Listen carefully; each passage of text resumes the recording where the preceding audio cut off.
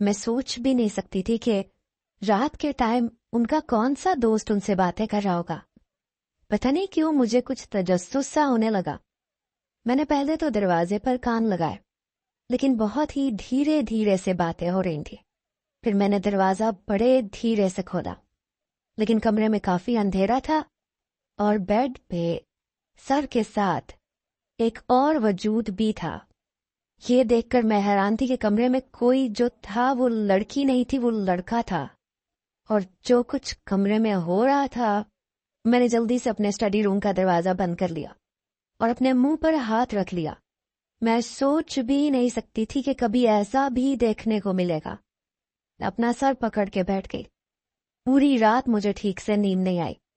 मेरे दिमाग में अजीबोगरीब सी बातें घूमने लगी।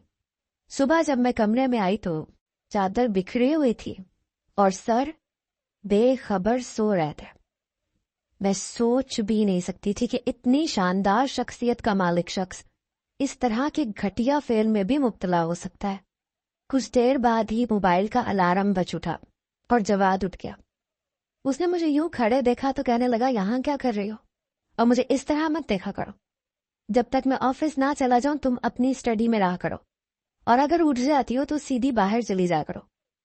बड़ी उपताहट से उसने कहा था। हालांकि उसके मैं बहुत से छोटे मोटे काम कर देती थी, लेकिन अब मुझे वो अपने किसी काम को हाथ भी नहीं लगाने देता था और अपने करीब तो आने ही नहीं देता था। पहले तो मैं वजह ही नहीं जानती थी, लेकिन जो वजह थी वो बहुत ही अफसोसनाक थी। मैं कमरे से बाहर चली गई। सास मुझसे बातें कर रही थी, लेकिन मैं वाइब दिमागी से सुन रही थी। सोच रही थी कि जो सब कुछ हो रहा है वो क्यों हो रहा है, और उसके माँ बाप को पता तक नहीं। मुझे लगा शायद मैं अगर जवाद के करीब हूं तो हो सकता है वो इस गुनाह से पीछे हट जाए, क्योंकि उसे औरतों में नहीं मर्दों में दिलचस्पी थी। और मेरे लिए ये एक बहुत ही अजीब सी बात थी, क्योंकि वो मुझसे कोसों दूर भागता था। मैं उसके तौलिए को या उसके कंगे को हाथ लगा देती तो जमीन पे फेंक देता था। कहता था तुम्हारी बू आती है। मैं हैरान होती थी कि आखिर उसे औरतों से इतनी घिन क्यों थी। मैं जितना भी जवाद के बारे में सोचती उतना उलझने लगती थी। देखने में वो बिल्कुल परफेक्ट था, कोई ऐब नहीं था, कोई बुराई नहीं थी।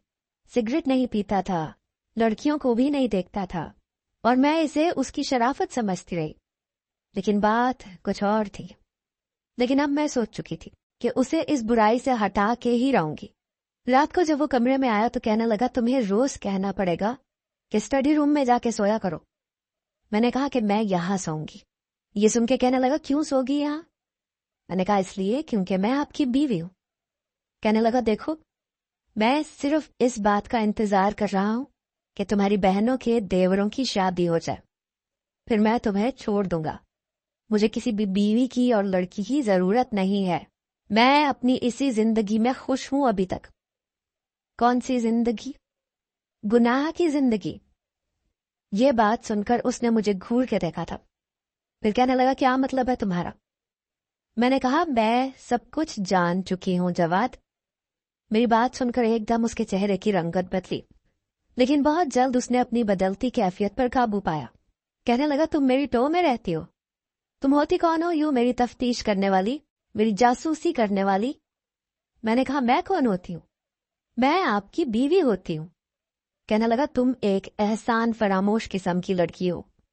मैंने तुम्हारी मदद की, तुम्हारा साथ दिया, और बदले में तुम यहां पर अपने रिश्ते का हक जमा रही हो।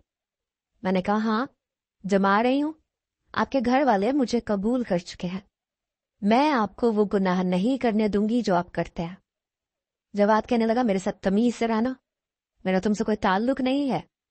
मुझे औरतों से नफरत है। मेरी हर जरूरत पूरी करने के लिए मर्द काफी हैं।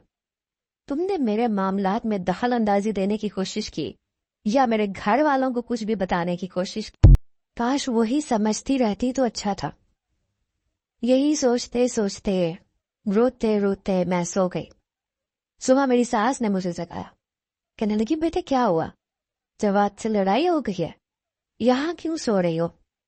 मैंने कहा, मुझे यहां रहना ही नहीं है, मैं वापस जाना चाहती हूँ। वो कहने लगी, क्यों? मैंने उनसे कोई भी बात नहीं छुपाई, सब कुछ सच सच बता दिया। ये सुनकर मेरी सास की रंगत फक हुई थी। मैंने कहा मैं ऐसे शख्स के साथ नहीं रह सकती। कहने लगी मैं सोच भी नहीं सकती थी कि मेरा बेटा ऐसे किसी गुनाह में मुब्तला हो सकता है। प्लीज तुम मत जाओ, मैं जवाद को समझाऊंगी, मैं उसे रोकूंगी। मैंने कहा आपको क्या लगता है कि अब वो बदल सकता है?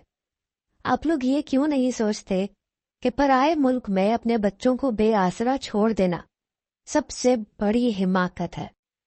शौक है अगर तो पहले उन्हें दीनी तालीमात सिखाएं, उन्हें अच्छा बुरा गुनाह और सवाब सिखाएं, उनके अंदर इस ईमान की पुख्तगी पैदा करें, उसके बाद उन्हें छोड़ें ताकि वो अपनी जिंदगी के सही फैसले कर सकें।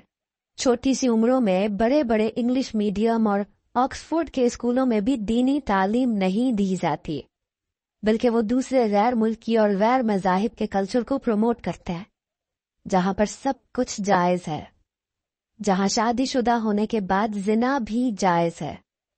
कोई भी किसी भी औरत के साथ कुछ भी कर सकता है, यहां तक कि बहन भाई जैसे पाकीज़ा रिश्ते की भी तजलील की जाती है। मर्द अपनी मर्दानगी से गिर जाता है कि औरत के बजाय मर्द के साथ भी कभी ख्वाहिश पूरी करने से घबराता नहीं है। और मैं ऐसे किसी भी मर्द के साथ जिंदगी नहीं गुजारना चाहती। ये कहकर मैं वापस अपने घर आ गई थी। लेकिन 1 महीने बाद जवाद मुझे लेने आ गया। कहने लगा मैंने सब गुनाह छोड़ दिए हैं, तुम्हारी बातों ने मेरे दिल पर बहुत असर किया है, मैंने सच्ची तौबा कर ली है, अब तुम प्लीज मेरे साथ वापस चलो। मेरी सास भी आई थी, रो रही थी, कह रही थी बेटा तुम वापस चलो, अब अगर ये सुधर गया है तो इसे अकेला मत छोड़ो। लेकिन मैं आपसे पूछती हूँ, मुझे बताइए क्या मुझे ऐसे शख्स के साथ वापस जाना चाहिए